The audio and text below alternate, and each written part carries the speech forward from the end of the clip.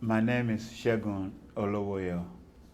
I've lived in the Balga area for 33 years.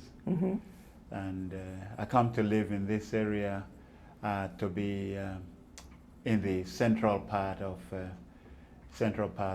Perth Metro region, and I bought a property at my current address and been there ever since. The locality is very safe and very pleasant to live in, notwithstanding whatever historical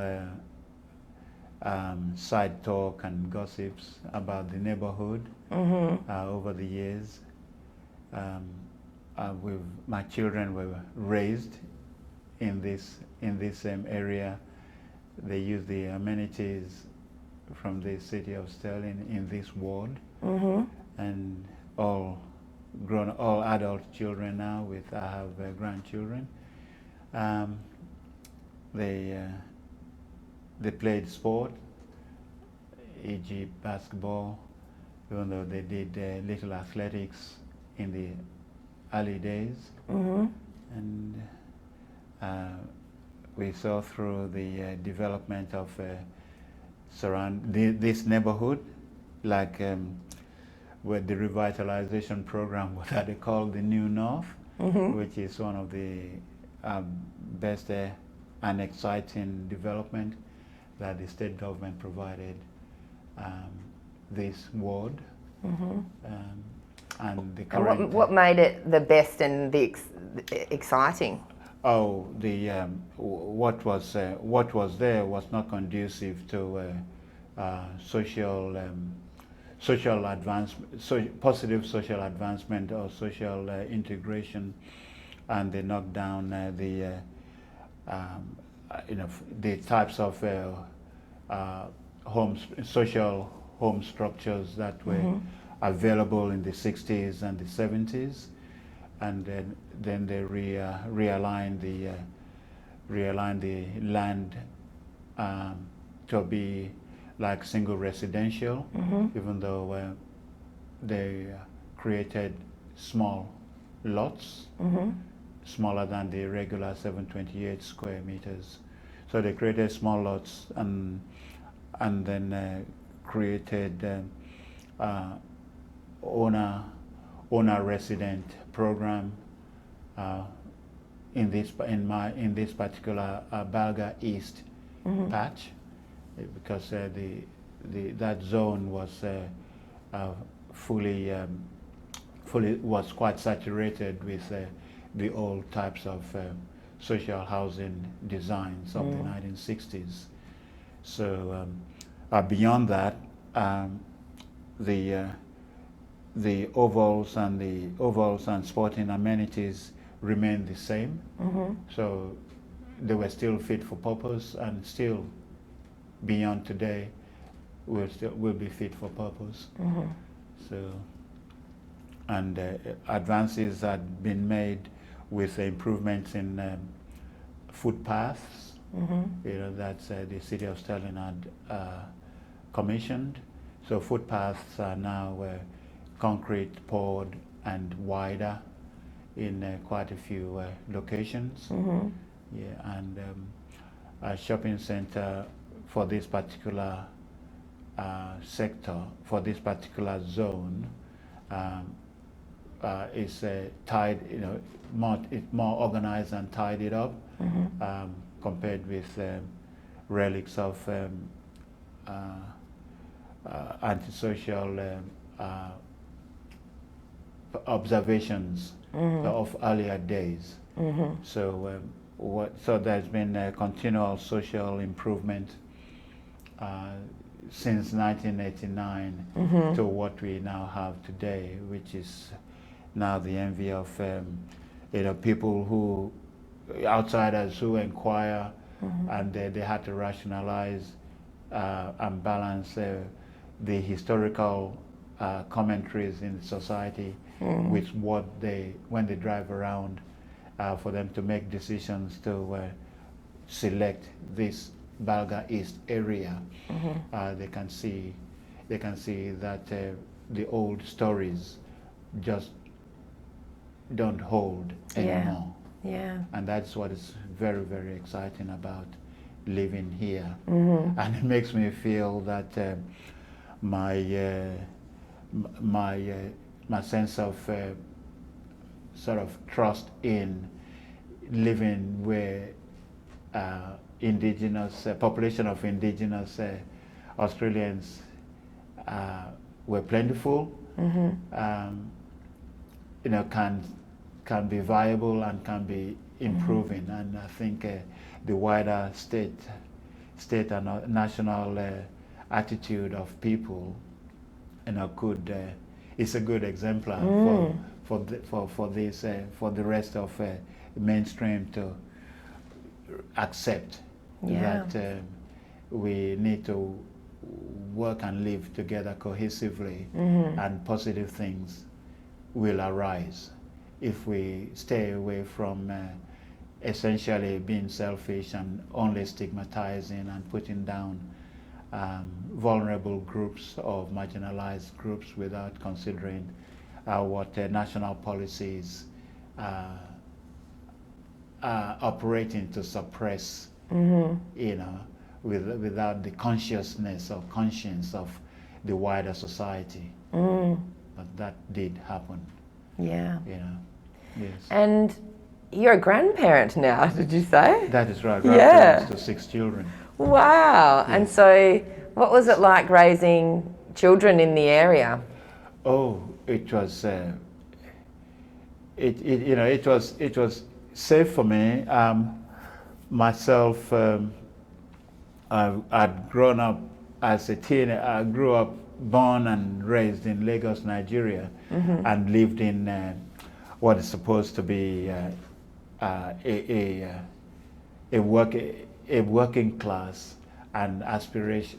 Working class for Nigeria means you have opportunity to be aspirational, right? So having then to choose to live in Balga didn't faze me at all. Now I then brought that attitude to raise my children, strengthening them, emphasizing the need for them to follow my lucky values of the family and the church, and then herded my children to continue participating and mixing far and wide, and then just ensuring that they are facing their studies, because I trust in making sure you stay with education, because that was what brought me into Australia in the first place. And that's the only thing that could break the back of poverty or marginalization. And I was very strong on demarginalizing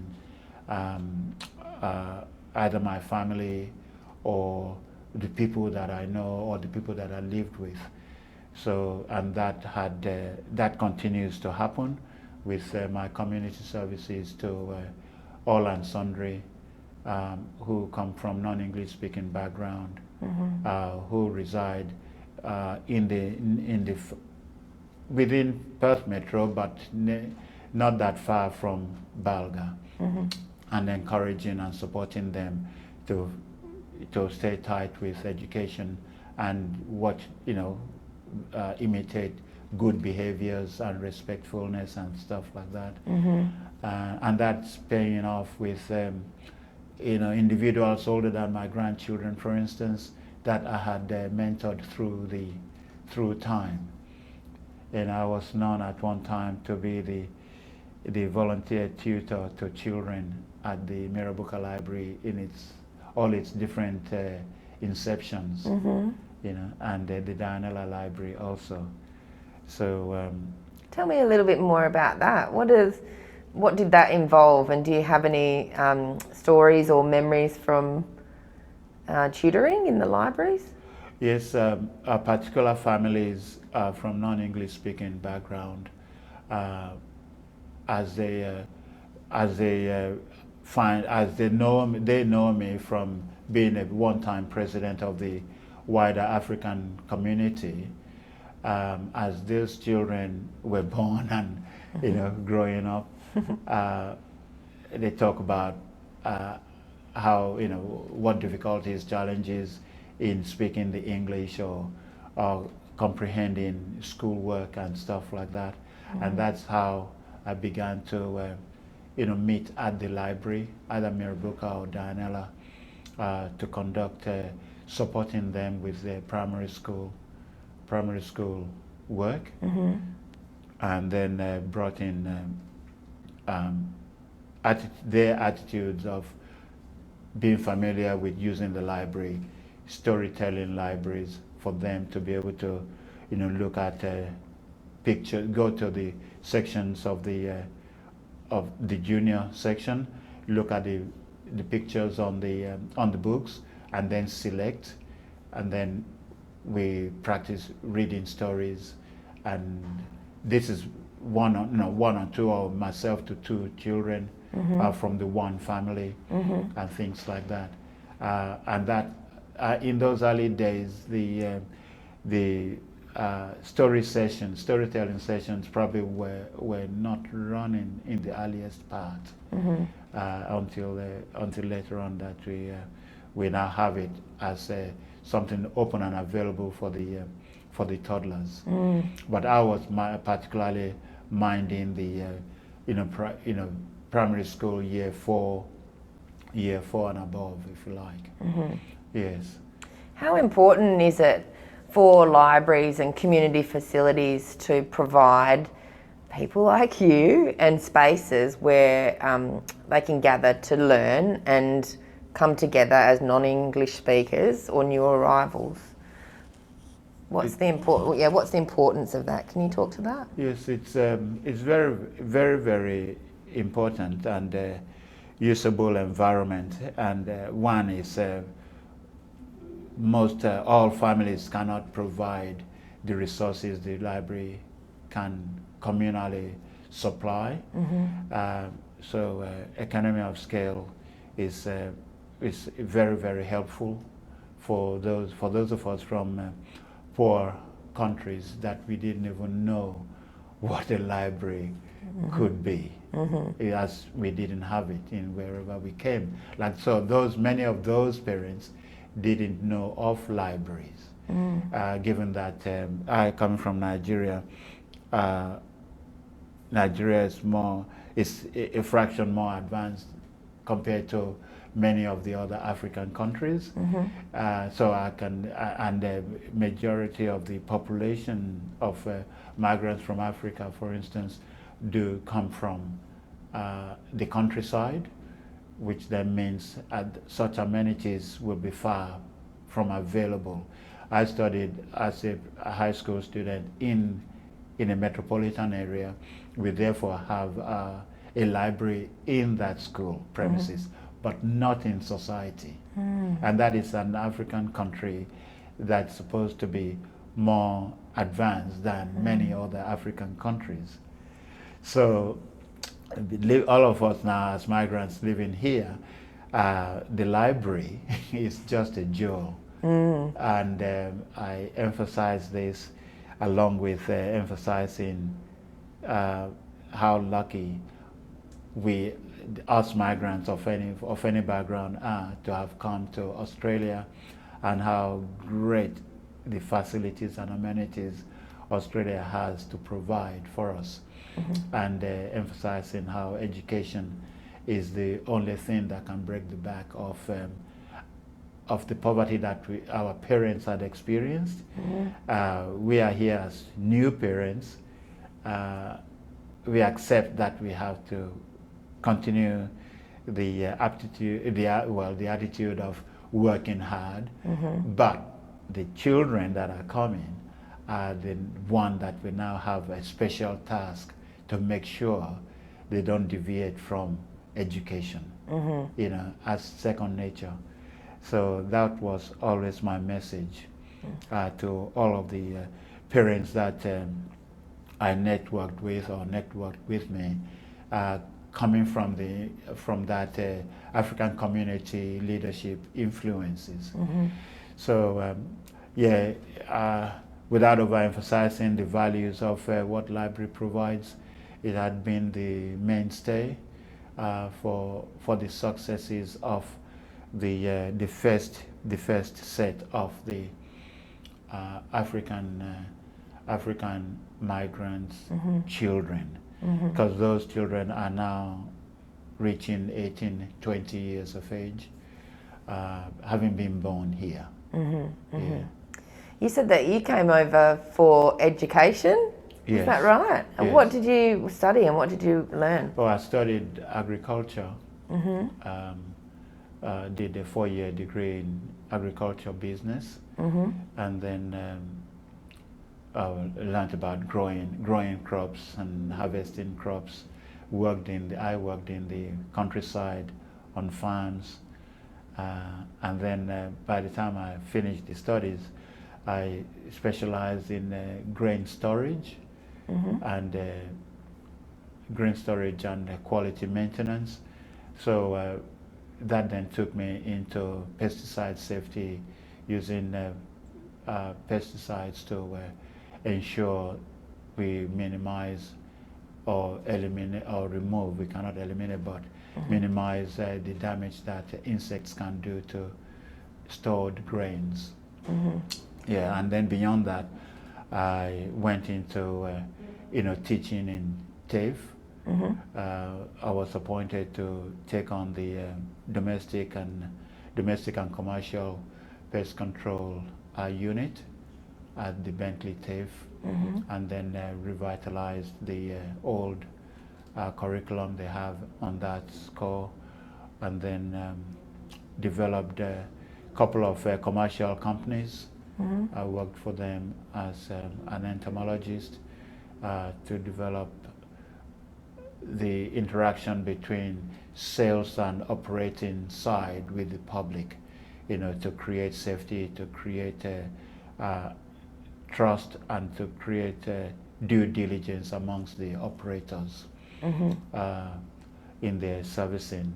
So I created a different and special plan for the sales team and then the operating team. And I did that in 2 commercial companies. Then beyond that, went back to do grad deep in education, which then led me to teach agriculture in high schools, and science and maths was my specialization at high school teaching. And I did that at John Forrest and Kelmscott, apart from the agriculture teaching in Denmark Ag College in South. Yeah. And then when did you retire? Are you retired now? I retired with my blindness came into force about probably 15 years ago, when it started hindering my sight and actual practice in the schoolyard. So that's when I curtailed that task. Yeah. And then of course it grew worse and worse to what it is now, where I don't have sight at all. But my practices and are all stored in my memory, and I'm using that to exercise orientation and mobility in and around the neighborhood and society, because I still engage with communities and society. So now I'm involved in I'm involved with the Blind Association. Yeah, doing community services for them. Yeah. And what are the services like for the blind community in the city of Stirling?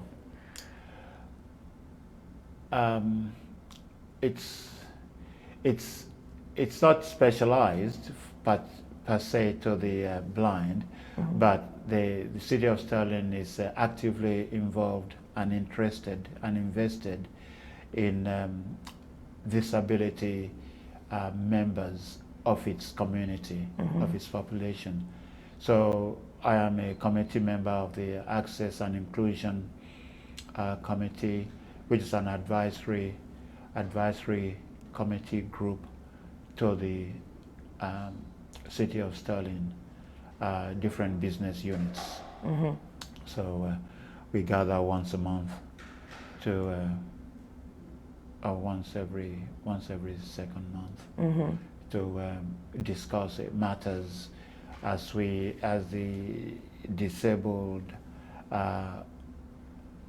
members experience, interact within the City of Stirling, and to discuss it either both for all in all social settings, as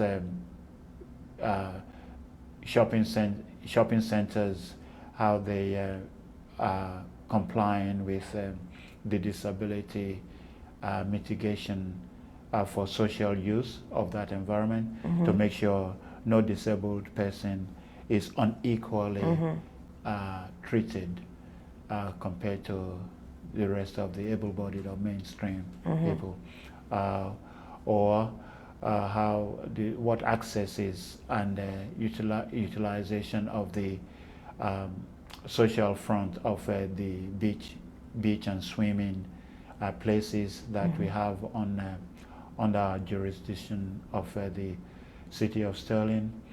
So we have we've been part of influencing by way of advisory and by way of walking through these different amenities as our own swimming pools, our own recreational premises, small businesses in our City of Stirling sector, the beachfronts, how we mitigate equal usage or close to equal usage for disabled people in wheelchair, to be able to have a machinery that will lower and convey them to the waterfront, and for that to be practically available, and then presenting beach sand mats, so that the same implements as the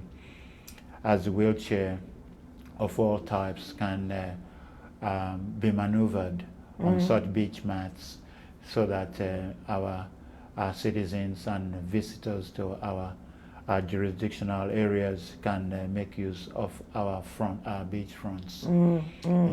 Yeah, it's so important, isn't it? Very, very. Yeah. Yes. Is there anything else that you'd like to add?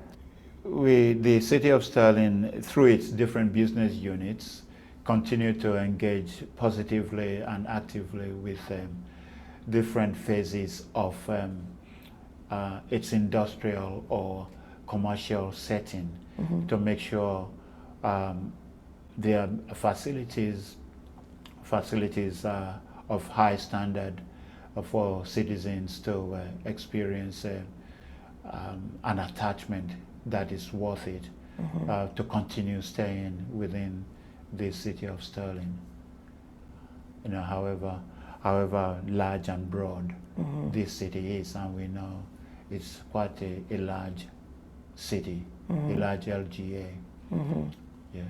Excellent. Well, thank you so much. That was wonderful. Oh, thank you very much. Yeah.